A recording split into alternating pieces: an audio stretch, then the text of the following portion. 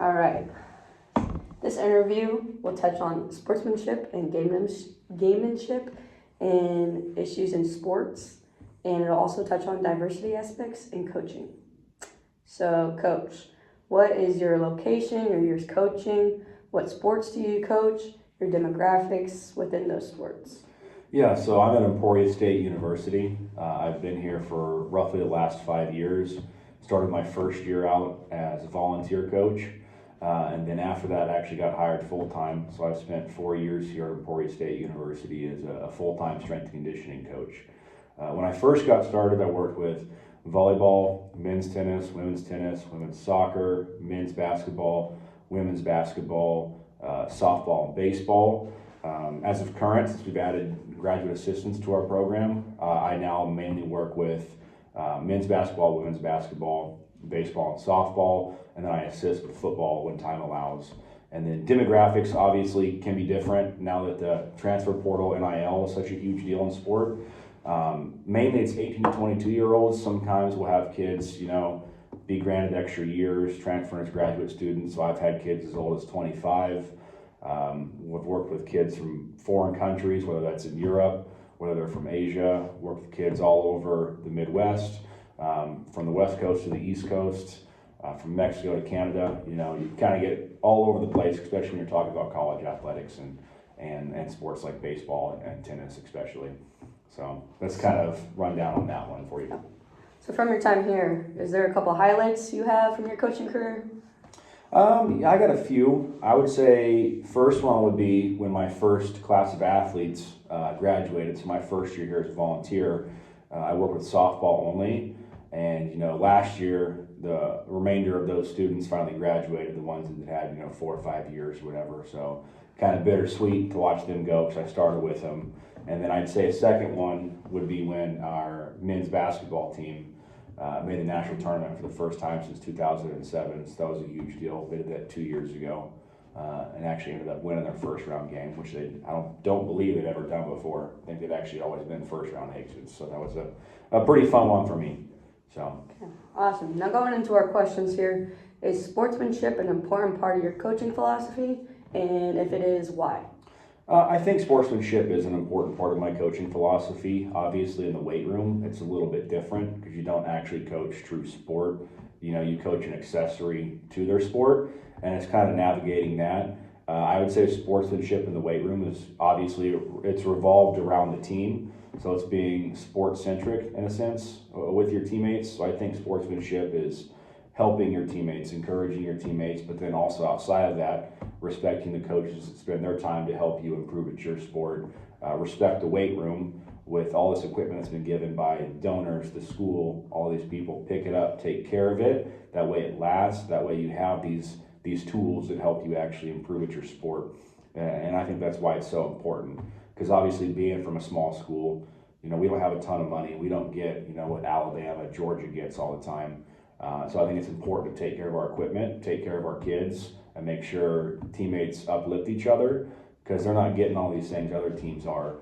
So that you have to be really good at the little things at a small school to really improve and see the benefit and take that step forward to actually being a national contender.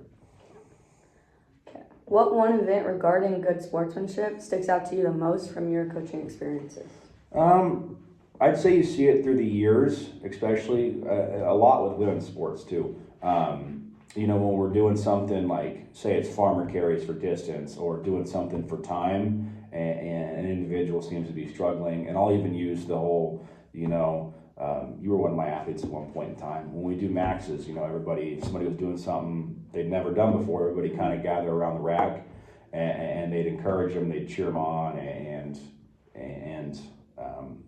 try to help them be the best they could be. And I think it's a huge part of the sportsmanship part. And going back to the last question, a huge part of it, encourage your teammates. You're there for one another. You're there for the same goal, and it's realizing that you're all there for the same goal at the end of the day. Like you're not competing against each other to see who can be the weight room warrior. It's to see how much can you improve to add benefit to your teammates. Okay. Have you had any issues with players where they've been reprimanded regarding unsportsmanlike conduct either during a practice or a competition at all? for the weight room? I do have one. I had a previous athlete. So obviously going into the sportsmanship and then respect for your teammate part of it, there's an expectation when you walk in the weight room. You know, it's not just sets and reps on a paper for my own benefit. It's sets and reps on a piece of paper for your benefit, and you're expected to complete it. So I did 1 year have an athlete who basically didn't complete any of the lift at all. And the reprimation was I made the entire team go back and actually start the entire lift over because somebody skipped it. Because you know, it's the same thing in sport.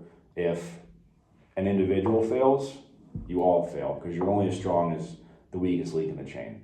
Like the individual that holds you back the most, that's the team you are. So you got to make sure everybody gets to that same point. The bar is the bar, the standard is the standard. You have to hold the standard. So I think you touched a little bit on that with that last question, but have you dealt with unsportsmanlike issues on any of your on your teams? Consequences, penalties? I think you touched on it a little bit. A little bit, yeah. And I think you can dive even further too.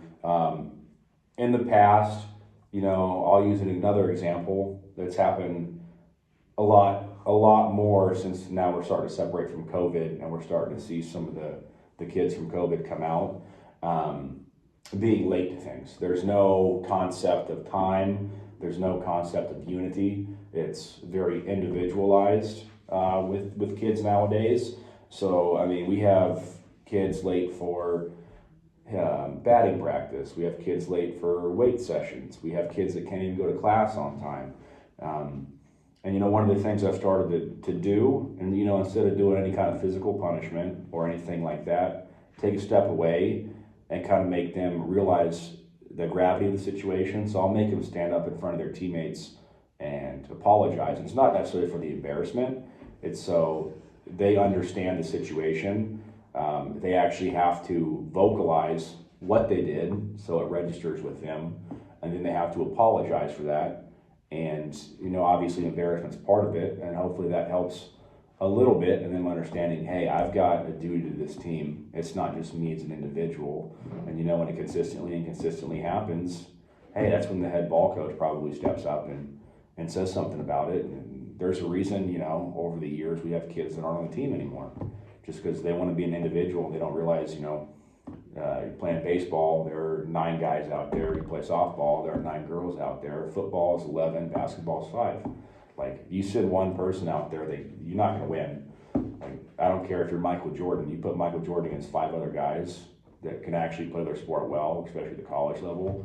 He's probably going to get beat because you can't guard 5 guys at a time, no matter how good you are. You can't guard 11 at a time, no matter how good you are. So I just think it's handling the situation and making the consequence fit it to the point where they also understand there's a duty involved in it as well. So are you familiar with the term gamesmanship? Vaguely. Basically kind of bending the rules in a sense to get an unfair advantage or fair advantage depending on how you look at the question. Yeah. So do you utilize gamesmanship as part of your coaching strategy? And if so, can you give an example? I wouldn't really say I use gamesmanship in my coaching strategy, just because my coaching strategy is so different than actually being, you know, X's and O's. Like, mine's very rudimentary, very strict. You know, you walk in a weight room, the weight's not animate. Like, it doesn't care about you. Yeah. Like, you either lift it or you don't. And if you do it wrong, there can be very severe life-altering consequences for not doing it. So I wouldn't say no. I don't try to game the system in that sense. I think the big part of it is, for me, like, there's a strict set of rules. We don't deviate from it, so there's no gamesmanship in it. Because, like, you get under a squat bar and something happens, and, you know, I haven't taught you how to do it exactly that way, that can have severe life-altering consequences. The same way bench press. You know, if you don't know how to get tight, all of a sudden you drop it on your chest or your throat, hey, chest is the best option because at least you only have chest contusions. If you drop it on your throat, crush your larynx, guess what? I mean, that's life-altering. So no, I wouldn't say I utilize gamesmanship because there is no unfair advantage in the weight room. It's you and gravity, and that's all it is. And you're fighting gravity, and if you don't win, you'll know it, and if you do, you will. All right, stepping away from the weight room a little bit, do you consider gamesmanship as taking advantage of the rules or cheating? I think rules exist because it's happened before. So I think if it fits within the rules, it may be viewed unfair to get the advantage, but I don't think it is, because you are taking advantage of the rule book itself. And I'm trying to think of an example. You know, years ago, I think it was it Johnny Manziel or was it Baker Mayfield? They pulled him off of the sideline. So in football, if you don't step off the field, you're still on the field to play. Once you step off, then you're out of that play. So his coach wanted to talk to him. I think it was Baker, but I'm not sure. Talking to him, and his back's turned to the play, so the opposing team thinks he's not eligible, and then he takes off, makes the catch, gets the first down. I mean, is it kind of, I guess for lack of a better word, sleazy? Yeah, a little bit. But I mean, it's well within the rule book. It's like when a lineman goes in the field, the other team doesn't know if they're eligible or not unless their Mike linebacker calls it. I mean, that's why you see so many trick plays with, not so many, but it usually works when you have a lineman out there as your eligible receiver. But you have to declare it to the referee, which is also why I think it's fair, because in that Baker Mayfield play, they did declare it to the referee that he was still an eligible receiver. So yes, I think it can be kind of skirting a gray line, but I think it's also an excellent opportunity when you look at the great coaches, the great teams. They pay attention to details like that. They know, hey, he hasn't left the field of play. There's only 10 other guys on there. Make the call, make the adjustment, cover him, kind of thing. So I think it goes both ways, but it also requires a lot more thought process. Would you say that any advantage gained is ethical? If we're talking about true cheating, no, like actually breaking the rules. But if we're talking staying within the confines of the rule book, I think it's fair. I think it's legitimate. All right. Do you utilize a positive strategy regarding diversity on your teams, like religion, gender, race, economics, stuff like that? And if you do, can you name one strategy that you use? I don't know if I particularly use a strategy. Anybody who walks my weight room, regardless of where they're from, what their ethnicity is, what their religious background, what their credence is, no matter what it is, I'm going to treat you the same. Like, in my weight room, you earn what you're given. So I don't think it's fair to treat anybody differently. You know, yeah, like, you might spend a little more time trying to coach up the kids who are bad at things, and a little less time trying to coach up the kids who are really good. Because you know your kids are really good, they're going to do what you ask. They're going to do what you tell them, they're going to do it well. So you don't need to spend as much time. Whereas, you know, the attention part is probably in your bottom 10%, and you got to spend a little time with the ones in the middle. But in terms of diversity, no, I don't think there's any difference. I mean, the only thing that separates us in the weight room is our desire to get better, and that's really it. Like, how bad do you want it? Doesn't matter the color of your skin. Doesn't matter. Yeah. So who internal, you preach to. not even diversity at that point. Yeah. So have you had any diversity issues within the weight room, such as players not accepting teammates due to gender identification, socioeconomic status, religion, or racial background? I can't speak to, actually take that back. We did have an instance back when I was at a different school with a white versus black player. Ended up in a physical altercation. Outside of that, no. I don't know what happens outside of the weight room confines. You know, that's their personal lives, their private lives. But when it comes to the weight room, I haven't had too many issues with things like that. At least I've never seen it. Okay. Last question. Do you address diversity acceptance in your preseason, or do you feel it is necessary to eliminate it from your coaching responsibilities, or eliminate it? I think actions speak louder than words, so I don't necessarily talk about it in pregame or preseason speeches or anything like that, or off-season speeches or team meetings or whatever. I think how you act with all individuals or even certain individuals is how you interact with all individuals. So I think kids see it. I don't think kids are dumb. Like, they're not. Like, shoot, I've got a 3-year-old, a 7-year-old at home, and they remember a lot more than I ever thought they could. But it's, I had this talk the other day with one of my teams. It's not about the quantity of how you do something, it's about how the quality of how you do something. And people remember the quality of how you do something. And that goes regardless of, you can go back to the last question, religion or anything like that. Like, the quality is what matters the most. So if the kids feel like you're engaged in them and you're coaching them, I feel like they get a lot more out of it, and it's a lot more meaningful as opposed to going in there and having fake juice, fake yelling, doing all those things. I think it's the quality of the work and the quality you put into the kid. Because at the end of the day, like, you're going to spend a lot of times in the office. You're going to spend a lot of times in the weight room. Like, you're just going to be there all the time. You're going to see the kids all the time.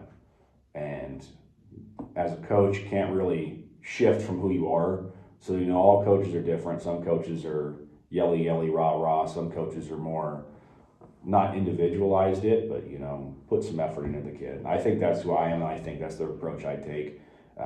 Just the quality of the work, the quality of the person, making the person feel like they're being invested in, and they have a reason to invest in themselves at the end of the day.